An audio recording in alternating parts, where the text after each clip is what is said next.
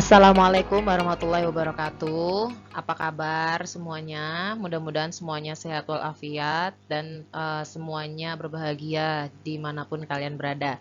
Baik, hari ini kita akan belajar mengenai materi lanjutan. Setelah analisis regresi, kita masuk ke materi analisis peramalan time series.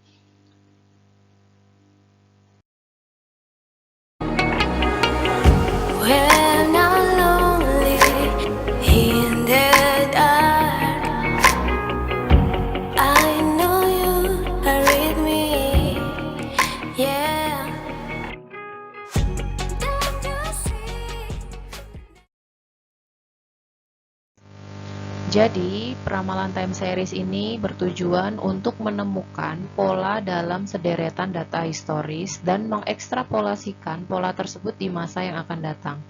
Jadi kita belajar meramalkan data di masa yang akan datang ya. Jadi peramalan ini menggunakan data-data yang sifatnya time series. Time series itu artinya apa? Jadi data di periode waktu yang beruntun. Misalkan ingin meramalkan jumlah penduduk 2021.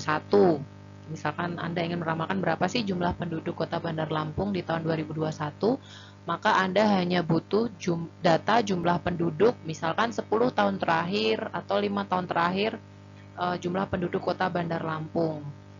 Nah, berbeda dengan analisis regresi yang sudah kita lakukan sebelum UTS, kalau analisis regresi untuk memprediksi di masa yang akan datang, analisis regresi memerlukan variabel-variabel yang berpengaruh. Contoh, sama-sama ingin memprediksi jumlah penduduk Kota Bandar Lampung 2021, untuk analisis regresi, maka Anda perlu data variabel-variabel yang berpengaruh, misalkan jumlah kematian ibu dan bayi Kota Bandar Lampung, kemudian jumlah penduduk yang bermigrasi masuk, kemudian jumlah penduduk bermigrasi keluar, jumlah kematian, jumlah kelahiran, kemudian ada jumlah misalkan fasilitas pelayanan fasilitas kesehatan dan sebagainya yang sekiranya mempengaruhi jumlah penduduk di masa yang akan datang. Nah, kalau di analisis regresi Anda perlu mencari tahu variabel-variabel yang berpengaruh, namun kelebihannya Anda cukup menggunakan 1 tahun terakhir datanya untuk memprediksi data di tahun yang Anda kehendaki. Nah, untuk analisis peramalan time series, ini sama-sama memprediksi data yang di masa yang akan datang, tetapi Anda tidak butuh variabel-variabel yang berpengaruh. Anda cukup butuh satu variabel, namun tahunnya itu tahun berseri, runut, tidak boleh bolong-bolong. Misalkan 5 tahun terakhir, dari 2001 berarti ditarik 5 tahun, berarti data tahun terakhir 2020, maka Anda perlu dari 2016, 17, 18, 19, dan 20. Kemudian Anda gunakan untuk meramalkan jumlah penduduk Kota Bandar Lampung di tahun 2021. Sampai sini lumayan paham ya perbedaan metode peramalan time series dengan analisis regresi. Oke. Untuk asumsi peramalan time series, jadi nilai variabel di masa yang akan datang itu bergantung pada nilai variabel tersebut di masa lalu dan atau kesalahan perkiraan variabel tersebut di masa lalu. Jadi memang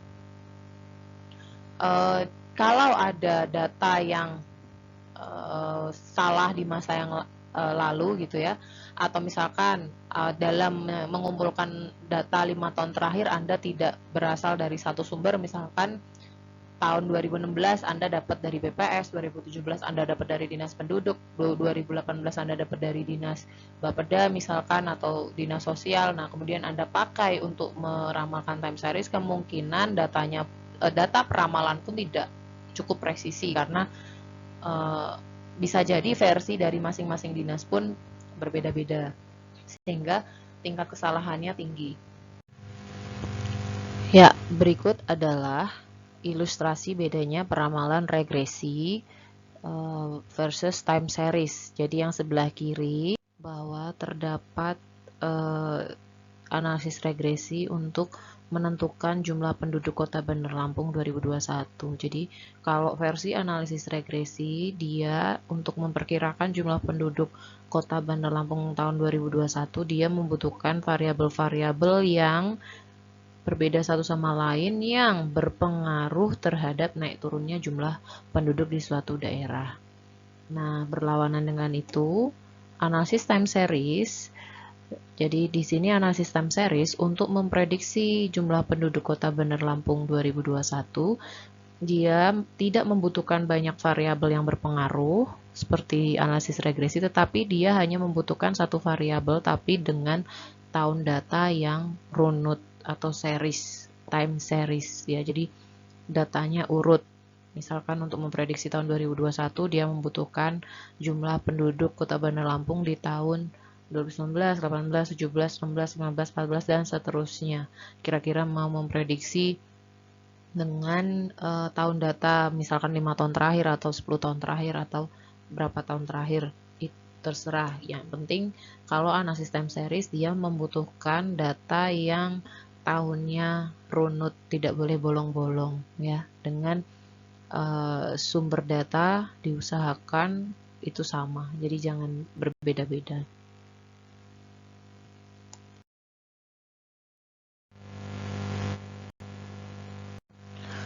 Oke, sekarang masuk ke konsep dasar peramalan time series.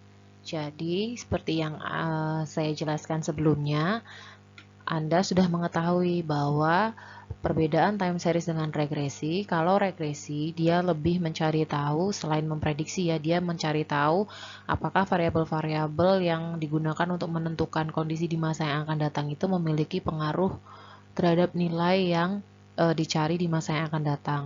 Nah, sedangkan konsep tersebut sangat berbeda dengan konsep dasar yang dimiliki oleh peramalan time series.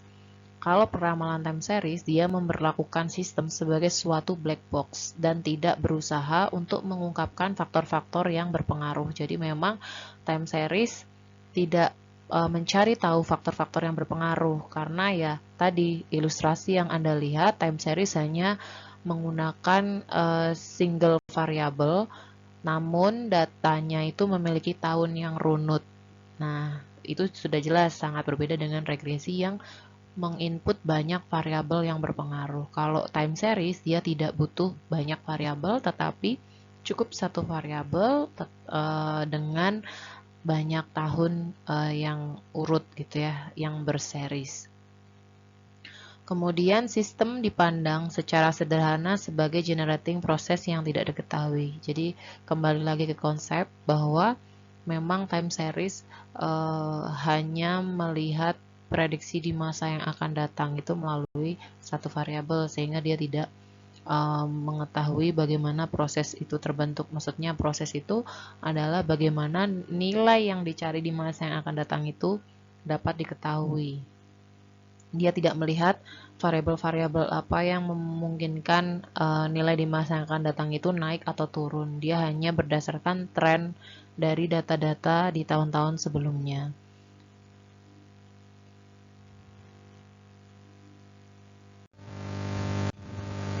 Konsep dasar peramalan time series selanjutnya adalah tahapan yang paling penting dalam time series itu adalah menyeleksi metode time series.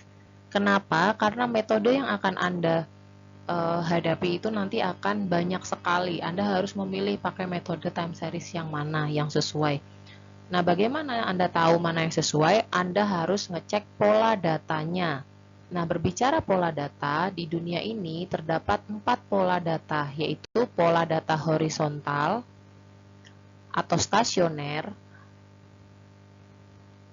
kemudian pola data musiman atau seasonal pattern, kemudian pola siklis atau cycle, dan pola data trend atau kecenderungan. Nah, pola data horizontal itu seperti apa? Jadi pola data horizontal itu memang datanya tidak konstan gitu ya nilainya. Dia tetap naik turun, tetapi kenaikan atau penurunannya tidak begitu berarti. Sehingga ketika di rata-rata dia sifatnya lurus, konstan begitu. Nah, Berbeda dengan pola data musiman. Jadi kalau pola data musiman itu dia akan ada di titik-titik tertingginya itu ada di periode-periode tertentu. Contohnya misalkan Anda ingin menghitung jumlah pergerakan antar provinsi atau antar pulau ya menggunakan dalam 1 tahun. Jadi di situ akan kelihatan muncul pola data musiman. Oh, tertinggi itu ketika menjelang atau setelah Lebaran. Oh, kemudian dia kembali lagi ke normal. Nah, kemudian dia kembali lagi ke tinggi. Oh, ketika menjelang libur akhir tahun atau Natal. Jadi memang pola data musiman seperti itu. Kemudian pola selanjutnya adalah pola siklis. Ini pola yang dia polanya naik turun, tetapi dia smooth seperti gelombang gitu ya. Berbeda dengan horizontal. Kalau horizontal di rata-rata dia sama, tapi kalau siklis tidak. Nah, kemudian pola data trend ini sering kita temukan ya. Data trend ini pola yang memiliki kecenderungan. Bisa kecenderungannya dia naik setiap tahunnya atau dia turun setiap tahunnya. Nah, nanti ketika Anda melakukan metode time series, Anda harus mengenali dulu data-data series yang Anda punya itu polanya yang mana. Apakah pola horizontal, apakah pola musiman, apakah pola siklis, atau apakah pola kecenderungan atau tren. Berikut adalah tahapan peramalan time series. Yang pertama, pilih sekumpulan data time series. Tadi di awal sudah saya jelaskan bahwa kalau bisa ya, bahkan harusnya wajib dilakukan itu pilih data dengan periode yang runut dan satu sumber. Oke, satu sumber tapi tahunnya bolong-bolong juga tidak bagus. Atau tahunnya urut tapi beda-beda sumber itu juga tidak bagus. Sebaiknya Anda usahakan mencari data series yang satu sumber dan tahunnya runut. Untuk apa? Untuk ngecek inisialisasi model dari pola data yang Anda miliki.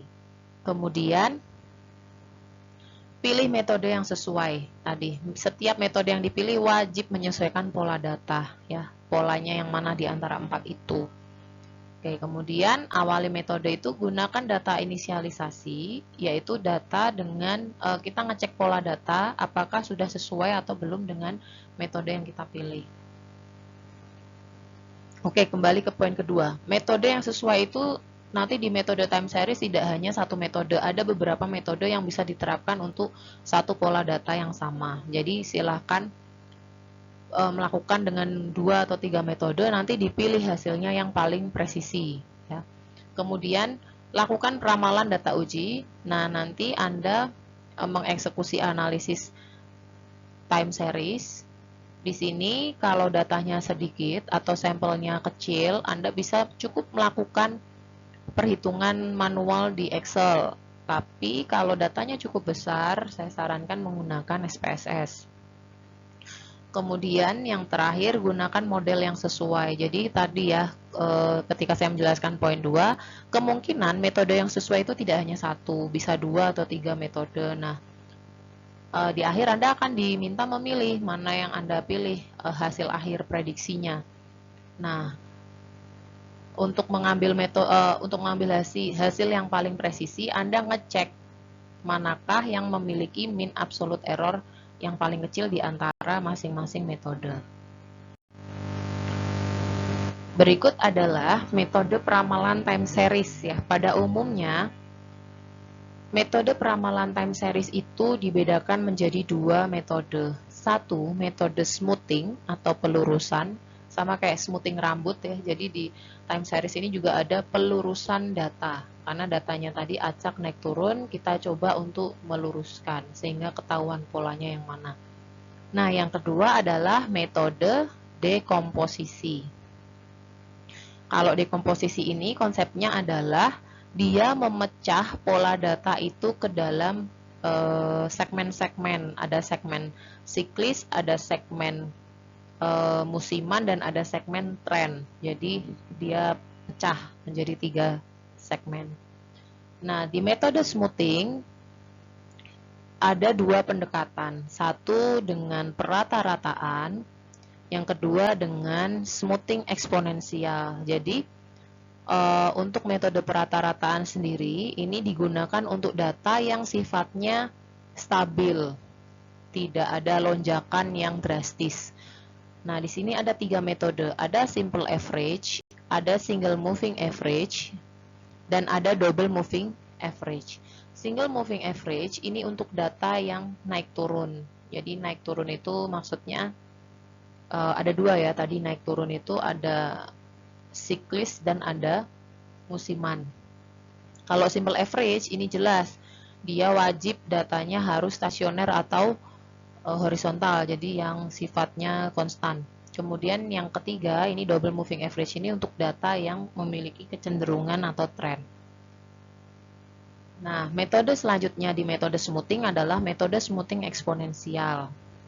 Untuk metode smoothing eksponensial biasanya diterapkan apabila dalam pola data Anda itu terjadi kenaikan atau penurunan yang tajam ya, yang drastis. Di sini ada 4 metode. Yang pertama single exponential smoothing, digunakan untuk pola data yang sifatnya naik turun, jadi bisa siklis dan bisa musiman. Yang kedua single exponential smoothing adaptif. Adaptif di sini itu untuk pola naik turun tetapi ada perubahan pola. Misalkan awalnya dia siklis kemudian menjadi musiman atau sebaliknya. Jadi memang ada kombinasi dua pola data. Kemudian yang ketiga ada double exponential smoothing untuk data trend. Dan yang terakhir triple exponential smoothing untuk semua jenis pola data. Ya, ada data musiman, tren, stasioner. Dan yang untuk metode peramalan time series yang kedua itu metode dekomposisi. Jadi metode dekomposisi yang akan dipelajari itu metode dekomposisi dengan pendekatan ratio to moving average klasik.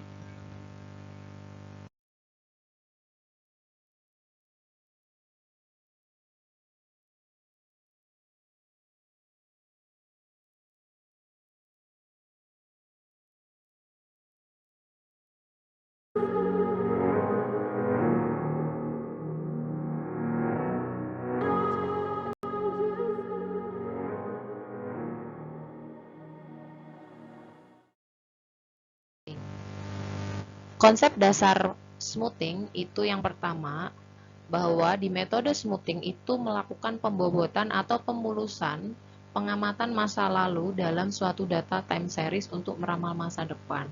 Di awal sudah saya singgung bahwa data yang kita miliki sudah pasti sifatnya acak naik turun, sehingga di metode smoothing ini mencoba memuluskan gitu ya supaya polanya terbaca. Kemudian di dalam metode smoothing kita perlu mencari error. Jadi di sini random error data tersebut dirata-ratakan untuk memberikan suatu peramalan yang mulus dan sesuai kondisi tertentu. Jadi nanti ketika Anda diminta memilih mana hasil yang lebih presisi, Anda cek errornya yang paling kecil. Itulah hasil prediksi yang lebih presisi dibandingkan hasil prediksi yang lain.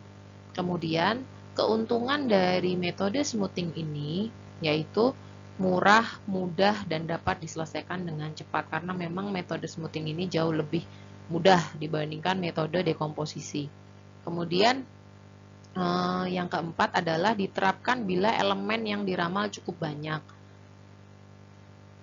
Dan yang terakhir untuk metode eksponensial smoothing, jadi untuk metode eksponensial smoothing itu menerapkan bobot yang tidak sama. Kenapa tidak sama? Karena sifat datanya tidak stabil seperti metode yang perata-rataan biasa. Ya, eksponensial ini ada perubahan yang cukup signifikan, drastis atau bahkan sampai ke perubahan pola data. Kemudian bobot spesifik menurun secara eksponensial dari data terbaru ke data terlama. Dan yang terakhir memerlukan parameter tertentu yang didefinisikan. Jadi nanti mungkin Anda belum mendapatkan gambaran, tapi kita akan mencoba dengan contoh kasus supaya Anda mendapatkan gambaran apa bedanya menggunakan pendekatan perata-rataan dan apa bedanya menggunakan pendekatan eksponensial.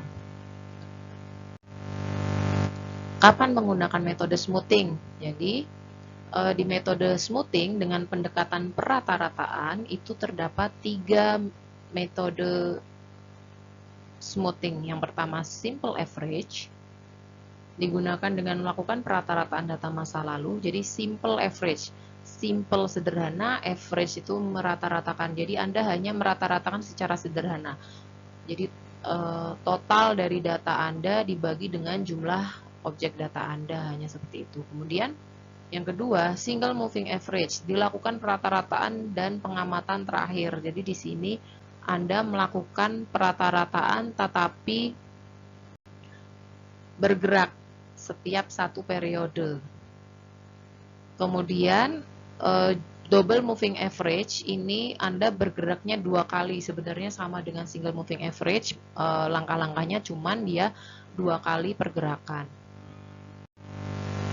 Kemudian untuk yang pendekatan exponential smoothing, di sini lumayan banyak, ada 4 jenis. Yang pertama simple exponential smoothing, itu dengan menggunakan parameter dan kita memilih error yang terkecil.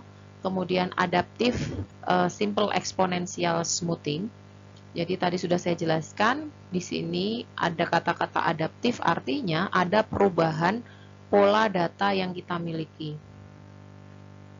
Dan di sini satu parameter berubah dari waktu ke waktu mengikuti perubahan pola data. Jadi tidak menutup kemungkinan parameternya pun berubah ketika pola datanya berubah. Kemudian yang ketiga itu double exponential smoothing. Jadi di sini menggunakan 2 metode, metode linear Brown dan metode Holt.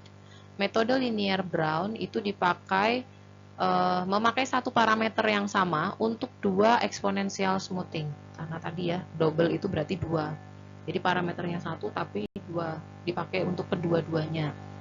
Nah, kalau metode Holt itu masing-masing exponential smoothing itu punya parameter, sehingga dia memakai 2 parameter yang berbeda untuk 2 exponential smoothing.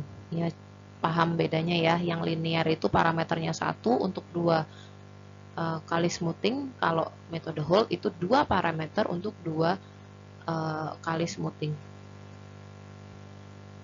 Kemudian yang terakhir adalah triple exponential smoothing. Triple exponential smoothing ini metode kuadrat 1 parameter Brown.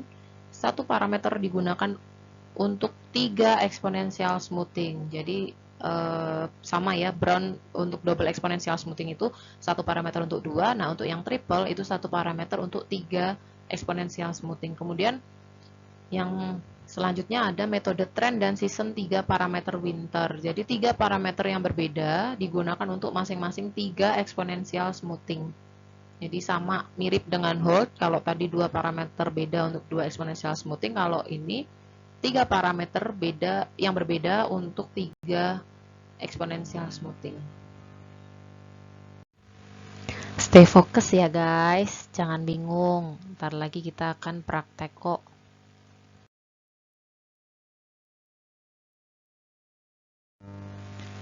Selanjutnya adalah simple average. Jadi penjelasannya saya mulai dari yang versi paling mudah ya. Jadi simple average itu sebagaimana prosedurnya itu seperti yang kita lakukan biasanya, yaitu mencari rata-rata dari sebuah deret nilai ya. Jadi memang prosedurnya paling sangat mudah. Anda memprediksi nilai di masa yang akan datang dengan merata-rata data-data di tahun sebelumnya. Kemudian jadi gini, yang pertama konsepnya ini di simple average yaitu rata-rata suatu estimator yang tidak bias. Kemudian yang kedua, penggunaan rata-rata sebagai metode peramalan yang efektif memerlukan kondisi tertentu. Yang pertama adalah data stasioner, yaitu data yang berada di sekitar nilai konstan sepanjang waktu. Ingat slide yang saya jelaskan terkait pola data. Dan yang kedua adalah bila data melibatkan tren musim, maka metode simple average ini tidak mampu menangkap pola data atau harus digunakan metode lain. Jadi memang metode simple average ini umumnya jarang digunakan. Kenapa? Karena dia hanya bisa memprediksi data yang sifatnya konstan atau data yang memiliki pola data stasioner atau horizontal. Dan sangat jarang sekali data-data yang memiliki pola seperti itu. Biasanya data itu memiliki pola yang fluktuatif, sehingga untuk memprediksi nilai di masa yang akan datang, metode time series simple average itu sangat jarang digunakan. Biasanya menggunakan single moving average atau double moving average, atau bahkan exponential average apabila memang ada perubahan yang sangat signifikan dalam pola data tersebut. Kemudian, single moving average. Single moving average ini adalah metode kedua dengan pendekatan perata-rataan. Tadi ada simple moving average, sekarang ada single moving average, dan nanti di video selanjutnya kita akan belajar double moving average. Yang sekarang kita belajar single moving average terlebih dahulu. Nah, di sini konsep dasar single moving average itu yang pertama, hanya berurusan dengan data tahun terakhir. Jadi, single moving average ini hanya bisa meramalkan 1 tahun data setelah data terakhir. Misalkan data terakhir yang Anda miliki tahun 2020, maka Anda hanya bisa memprediksi tahun 2021. Ya, yang paling presisi dianggapnya 1 tahun terakhir. Kemudian, jumlah data dalam setiap rata-rata tidak berubah seiring berjalannya waktu. Kemudian, meskipun lebih baik dari rata-rata atau simple average, data ini tidak mampu metode ini tidak mampu menangani pola tren dan musim. Jadi untuk single moving average ini nggak bisa diterapkan untuk data dengan pola kecenderungan dan pola musiman. Ya, mungkin maksimal hanya pola siklis dan stasioner. Nah, di sini MA ini moving average. MA1 ini artinya moving average dengan order 1, yaitu data terakhir diambil sebagai peramal periode berikutnya. Kemudian ada moving average 4, itu 4 periode data. 4 ini menghilangkan pengaruh musim. Bila digunakan untuk membuat peramalan periode berikutnya, tidak mampu mewadahi tren dan musim. Jadi memang order ini relatif, tidak harus 1 dan 4, bisa 2, 3, 4, 5, 6, tergantung pelurusan data yang akan Anda coba smoothkan ya. Kemudian semakin besar T-nya itu semakin mulus, jadi tren dan fluktuasi semakin tidak dapat dilihat. Jadi T-nya tuh ini periodenya. Misalkan Anda menggunakan moving average 5 atau 6, sehingga Anda tarik semakin mulus, tren dan fluktuasi semakin tidak dapat dilihat.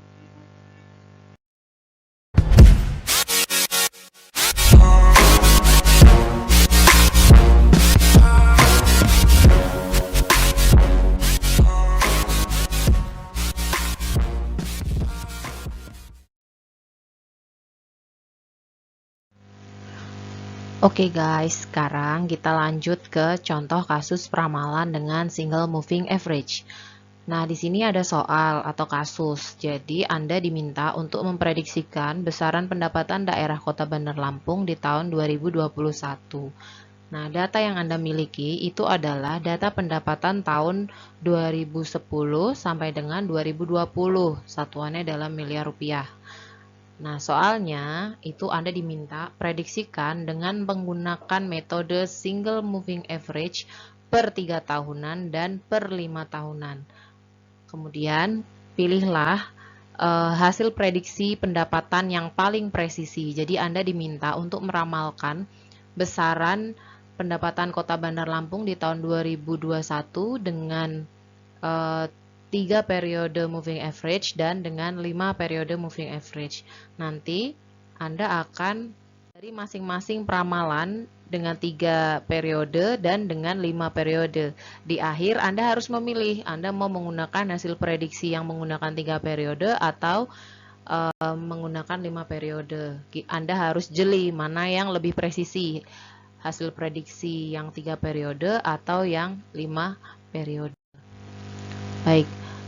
Nah, di sini Anda melihat dari tabel bagaimana Anda mengisi isian dari moving average 3 periode dan bagaimana Anda mengisi isian tabel di moving average yang 5 periode. Jadi kita mulai dulu untuk yang 3 periode. Untuk isian moving average 3 periode, Anda bisa memulai menjumlahkan 3 nilai amatan. Karena 3 periode, maka Anda harus menjumlahkan, kemudian Anda merata-ratakan ya. Jadi nilai amatan untuk isian moving average 3 periode yang pertama adalah Anda menambahkan hasil nilai amatan 1, 2, dan 3. Jadi Anda merata-ratakan nilai pengamatan periode 1, periode 2, periode 3. Anda jumlah 200 tambah 135 tambah 195, kemudian dibagi 3 karena 3 periode. Nah, hasilnya itu 176,7 ditaruh pada row keempat atau baris keempat. Ingat ya, kalau single moving average itu penempatan hasil rata-rata itu selalu ada di satu row di bawahnya, satu baris di bawahnya, bukan sejajar dengan periode terakhir.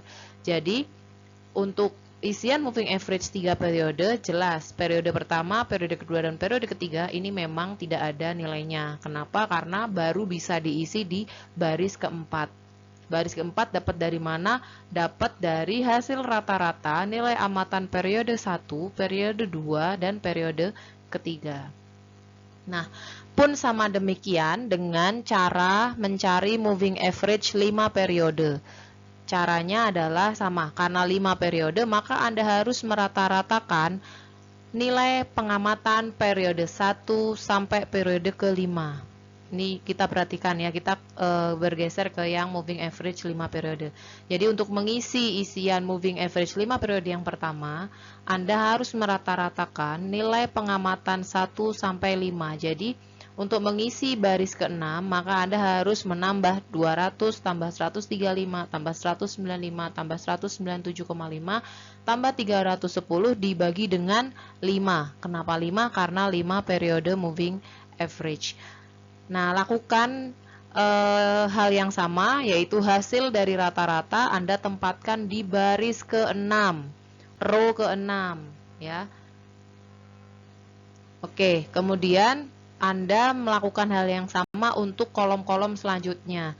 Nah, jelas kalau untuk mengisi moving average, kita kembali ke moving average 3 periode. Untuk mengisi moving average 3 periode baris kelima, nih ya, baris kelima, maka yang harus Anda rata-ratakan adalah nilai pengamatan periode 2, periode 3, dan periode 4. Jadi Anda turun satu periode. Yang periode 1 Anda sudah lupakan karena Anda sudah Anda pakai untuk mengisi yang moving average 3 periode di row keempat. Nah, untuk mengisi row kelima maka Anda turun satu kolom. Anda rata-ratakan 3 periode, Anda isi. Row ke-6, Anda turun satu kolom, Anda rata-ratakan, Anda isi, dan seterusnya.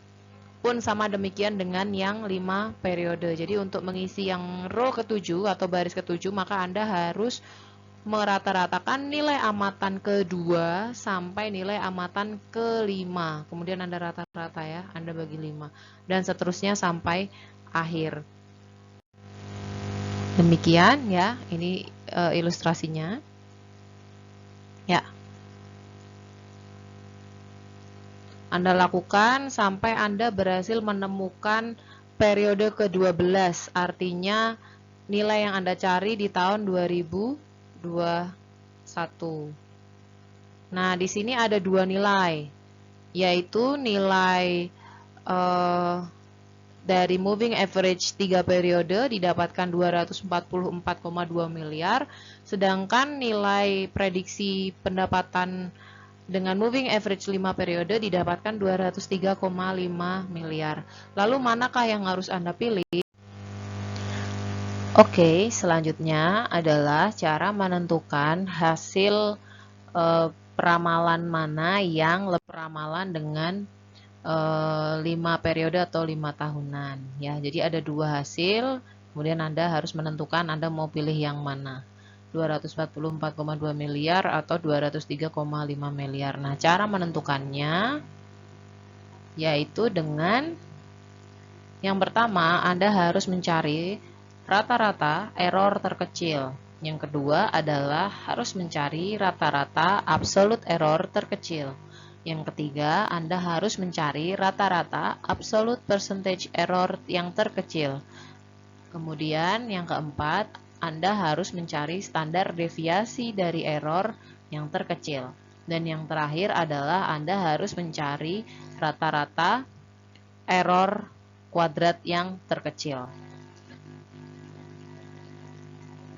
Nah, bagaimana cara mencari semua itu? Jadi, ke semua ukuran yang saya sebutkan itu digunakan untuk menentukan mana yang lebih presisi. Logikanya, ketika error atau kesalahannya itu lebih kecil, maka hasil prediksi itu dianggap lebih mendekati dengan kondisi faktualnya atau kondisi realnya. Ya, berikut cara mencari ukuran-ukuran statistik yang saya sebutkan tadi. Nah, untuk mencari error, di sini error lambangnya adalah EI. Error adalah nilai faktual, nilai aktual, nilai yang existing yang Anda miliki dikurangi dengan nilai hasil prediksi. F ini kepanjangan dari forecast. Nah, untuk single moving average, nilai F ini didapatkan dari nilai moving average. Kemudian, untuk rata-rata error, Anda tinggal menjumlah semua error, mensum semua error masing-masing periode dibagi dengan N. N adalah jumlah objek error. Ingat, N adalah jumlah objek error, bukan jumlah sampel, bukan jumlah populasi. Jadi N adalah jumlah objek error. Ada berapa errornya? Totalnya ya. Jadi kan Anda tinggal menghitung ada berapa nilai error. Kemudian mean absolute error itu adalah nilai error yang diabsolutkan kemudian dirata-ratakan. Jadi absolut itu apa? Absolut itu adalah menghilangkan tanda negatif, menghilangkan atau mempositifkan nilai-nilai yang dimiliki oleh si error. Kemudian untuk mencari tahu mean absolute percentage error itu adalah nilai error absolut ya. Jadi bukan nilai error saja tapi nilai error absolut dibagi dengan XI. XI itu adalah nilai aktual. Ya, kemudian dikali 100%. Nah, kemudian sum of square error itu adalah jumlah dari nilai error yang dipangkatkan. Nah, untuk rata-rata Anda tinggal jumlah dari error yang dipangkatkan itu kemudian dibagi sejumlah N. N adalah jumlah objek error. Nah, kemudian standar deviasi error untuk sampel besar, Anda tahu ya rumus dari standar deviasi itu adalah nilai error di sini adalah error ya, diperhatikan. Standar deviasinya adalah standar deviasi error, bukan standar deviasi dari hasil prediksinya, tapi nilai error, sehingga Anda mencarinya dengan menggunakan nilai error. Nah, untuk standar deviasi sampel besar itu artinya di atas 100, maka menggunakan akar dari sigma error dikurangi rata-rata error dikuadratkan dibagi N. Nah, untuk sampel kecil itu N-nya berarti dikurangkan 1 karena sampelnya kecil. Oke, sekarang untuk praktek kita coba menyelesaikan dengan mencari masing-masing moving average. Tadi ya ada 3 dan ada 5 moving average. Itu masing-masing dicari mean error, mean absolute error, mean absolute percentage error, standar deviasi error, dan mean square error terkecil. Oke, selanjutnya kita coba mencari ukuran-ukuran statistik tersebut pada moving average yang 3 periode terlebih dahulu ya. Nah, Ini saya sudah melakukan perhitungan dengan rumus-rumus yang sudah saya jelaskan sebelumnya. Ini saya tampilkan kembali. Ya, Anda bisa lihat di sebelah kiri atas. Baik, tadi di awal Anda hanya mendapatkan nilai dari yang pertama, kolom pertama itu periode, kolom kedua itu nilai pengamatan, dalam hal ini adalah XI atau nilai aktual atau nilai real ya yang dimiliki. Kemudian adalah moving average 3 periode. Nah, nilai moving average 3 periode ini untuk metode single moving average itu dipakai sebagai nilai forecast atau nilai yang diprediksikan. Dalam hal ini diberikan lambang FI. Sehingga untuk mencari error, Anda merujuk ke rumus tersebut. Jadi error itu adalah nilai aktual dikurangi dari nilai yang diprediksikan. Sehingga untuk mencari error pada baris keempat, Anda harus mengurangkan nilai aktual, yaitu nilai amatan ini, XI, 197,5 dikurangkan dengan nilai forecast di periode keempat atau nilai prediksi. Dalam hal ini adalah nilai moving average 3 periode, yaitu 176,7, ketemu 20,8. Kemudian Anda mencari error di baris kelima, sama halnya dengan baris keempat, Anda mengurangkan XI dengan FI pada baris kelima. Jadi 310 dikurangkan 175,8 ketemu 134,2. Kemudian Anda lakukan terus sampai pada baris ke-11. Nah, untuk baris ke-12 Anda tidak bisa melakukan error. Kenapa? Karena Anda tidak memiliki nilai aktual. Justru baris ke-12 ini yang ada hanya nilai forecast. Karena memang single moving average itu hanya dipakai untuk memforecast atau memprediksi nilai 1 tahun setelah periode terakhir. Bukan 1 tahun, sorry, 1 periode setelah periode terakhir. Jadi periodenya bisa dalam bentuk hari, bulan, tahun, dan seterusnya. Kemudian kolom selanjutnya adalah kita mengisi kolom absolute error. Absolute error ini adalah nilai error yang diabsolutkan. Maknanya apa? Adalah nilai-nilai error tersebut kan masih ada beberapa yang nilainya ini negatif, ya, seperti pada baris ke-6, 7, 8. Sehingga untuk nilai absolute error ini dibuang semua tanda negatifnya, sehingga semua nilai absolute error ini sifatnya adalah nilai positif. Ya, kemudian tadi ya, baik error maupun absolute error dicari min-nya atau rata-ratanya. Rata-rata tahu ya, Anda jumlah, kemudian Anda bagi dengan jumlah objek. Objeknya ada berapa nih? Ada berapa jumlah objek error? Ada 1, 2, 3, 4, 5, 6, 7, 8. Sehingga jumlah error dibagi dengan 8, ketemu 17,65. Nah, untuk absolute error pun sama. Anda total, kemudian Anda bagi dengan jumlah objek. Dalam hal ini masih berjumlah 8, ketemu 71,40.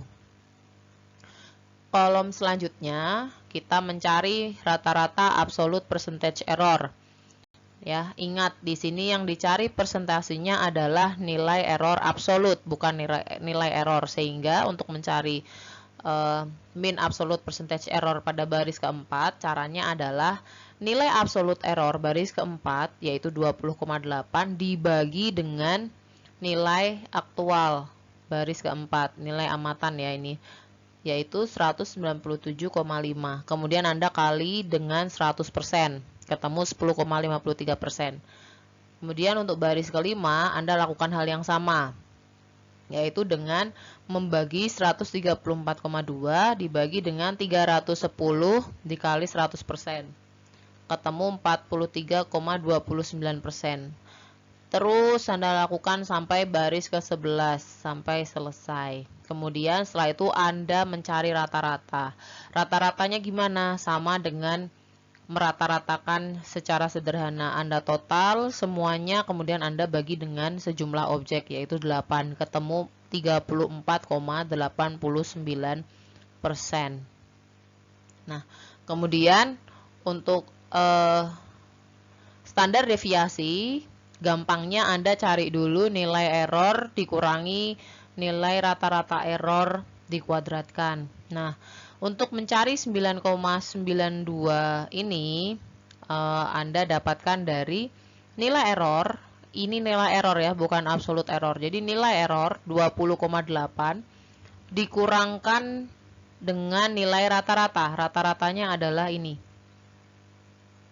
yaitu 17,65. Kemudian Anda kuadratkan, ketemu 9,92. Kemudian baris kelima, Anda mendapatkan nilai 13.583,90 ini Anda dapatkan dari nilai error 134,2 dikurangi dengan rata-rata error 17,65, kemudian dikuadratkan, ketemu sekian. Terus Anda lakukan sampai baris ke-11, sama ya, baris ke-11 berarti nilai error baris ke-11 25,8 dikurangkan dengan rata-rata error, kemudian dikuadratkan, ketemu 66,42. Nah, kemudian Anda mencari varians. Variansnya itu berarti total ini, total error dikurangi rata-rata error kuadrat ini dibagi dengan N kurangi 1. N di sini adalah jumlah objek error. Jadi ada berapa? Kita hitung bareng-bareng. Ada 1, 2, 3, 4, 5, 6, 7, 8. Ada 8 dikurangi 1. Jadi total nilai di kolom ini Anda bagi dengan 8 dikurangi 1. Ketemu nilai varians. Ingat, ini masih nilai varians. Untuk mencari standar deviasi, Anda perlu mencari akar dari varians. Sehingga standar deviasi diperoleh dari akar 6940,01, ketemu 83,31. Oke, lanjut. Kemudian di sini ada mean square error, artinya adalah rata-rata error yang dipangkatkan. Nah, ini sama, ini sangat sederhana sekali. Error di sini adalah kolom error, bukan absolute error ya, hanya error. Nilai error masing-masing periode Anda pangkatkan, terus Anda taruh di sini. Jadi 20,8 dikuadratkan, ketemu 432,64. 134,2 dikuadratkan, ketemu 18009,64. Minus 59,2 dikuadratkan menjadi 3504,64. Terus Anda lakukan sampai selesai. Kemudian setelah itu Anda cari rata-ratanya, ketemu rata-rata dari error yang dikuadratkan adalah 6384,04. Oke, cukup mudah ya caranya. Kemudian setelah itu kita cari yang moving average 5 periode. Prosedurnya sama seperti moving average 3 periode, sama persis. Ya, karena dia 5 periode sehingga yang tabel yang perlu diisi tidak terlalu banyak ya, karena nilai forecast-nya ini hanya mulai muncul di periode ke-6. Jadi yang 1 sampai 5-nya tidak ada. Jadi tidak perlu dilakukan perhitungan. Saya tampilkan kembali rumusnya. Nah, ini sama persis. Kemudian Anda mencari nilai masing-masing rata-rata ya, rata-rata error, rata-rata absolute percentage error, standar deviasi dari error, kemudian rata-rata error kuadrat.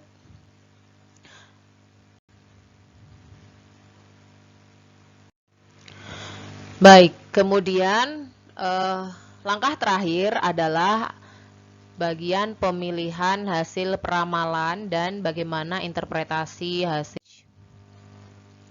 Nah, di sini Anda pertama-tama mulai untuk yang moving average 3 periode maupun yang 5 periode. Kenapa harus Anda rekap demikian? Supaya mudah untuk membandingkan nilai error mana yang terkecil. Oke, sekarang kita coba bandingkan. Di antara dua nilai tersebut, dua nilai itu yaitu nilai yang ada di 3 periode dengan nilai yang ada di 5 periode. Manakah yang terkecil? Mulai dari mean error atau rata-rata error. Antara 3 periode dengan 5 periode, mana yang terkecil? Ya, betul. Yang terkecil adalah di 5 periode. Kenapa? Karena minus 1,2 itu lebih kecil daripada 17,65. Kemudian untuk rata-rata absolute error, Anda cek manakah yang lebih kecil antara 3 atau 5 periode. Ya, lagi-lagi ada di 5 periode. Kenapa? Karena jelas 50,9 itu lebih kecil daripada 71,4. Kemudian kita cek untuk mean absolute percentage error, itu sama juga ya dengan hasil sebelumnya, tetap yang lebih kecil adalah yang 5 periode. Karena 27,8% itu lebih kecil daripada 34,9%. Kemudian standar deviasi error, mana yang lebih kecil? Sama juga. Yang lebih kecil adalah yang 5 periode. Ya, standar deviasi error 5 periode itu hanya 60, sedangkan yang 3 periode 83,31. Itu jauh lebih besar sehingga tidak dipilih. Nah, yang terakhir adalah mean square error. Jadi antara 6.000 sama 3.000 jelas yang lebih kecil adalah yang 3.000. Jadi kita pilih yang 5 periode. Nah, berdasarkan hasil perbandingan tersebut, manakah hasil peramalan yang dipakai? Anda sudah bisa menjawab antara dua metode single moving average, yaitu dengan 3 periode dan 5 periode. Mana yang dipakai? Yang 5 periode. Ya, jadi yang Anda pakai, nilai yang Anda pakai untuk ramalan ya, hasil prediksi yang dianggap lebih presisi adalah yang 5 periode, yaitu 203,5 miliar. Kesimpulannya adalah di tahun 2021 pendapatan daerah Kota Bandar Lampung itu berkisar 203,5 miliar. Oke, sampai di sini masih ada yang bingung? Mudah-mudahan semuanya cukup jelas ya. Nanti kalau bingung kita coba diskusikan kembali. Dan jangan lupa nanti di akhir perkuliahan materi time series akan ada kuis yang akan mengasah kemampuan Anda untuk mengaplikasikan metode peramalan time series. Oke, terima kasih. Sekian materi time series part 1 single moving average. Jangan lupa like, subscribe, dan komen-komennya ya, ditunggu sebagai bukti keaktifan Anda dalam mengikuti perkuliahan MAP 2. Sekian, assalamualaikum warahmatullahi wabarakatuh.